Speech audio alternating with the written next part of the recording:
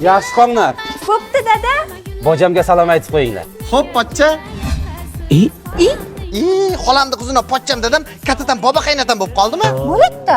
Matematik vash to'g'ri kelmayapti-ki. Ertaga o'zimni bolam jiyanim bo'lib qolaman shunda. Qani ko'ylakcham yarashibdi. Hosila Rahimman ko'ylakchasimi? Ha, hamma maqtayapti-da. Chiroylimanmi? Barcha chiroyli bor-ku, uncha emas, malades. Lekin shu baribir bola payting bundan o'rgan ko'rganman, anjisga tushib ketaveradi.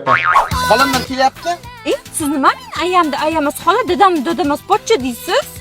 Xolam bo'lgandan keyin xola deyman-da, pochcham bo'lgandan keyin pochcha deyman-da. O'zi seni ham bo'lacha deyishim kerak. Xotin deyotganimga shukr qil. Albatta-chi.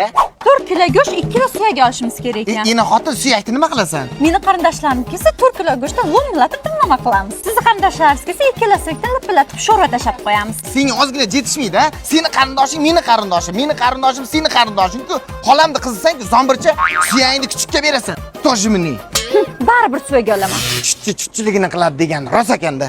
Men ukang to'yida pul teradigan kasr bo'laman dedi. Meni samor tagiga tiqib qo'yibdi. Ayam obid qo'lda pul turmaydi, kichkinaligidan topganini ko'chaga sovuradi, to'yaning pulini ham yeb ichormasin deb aytdi.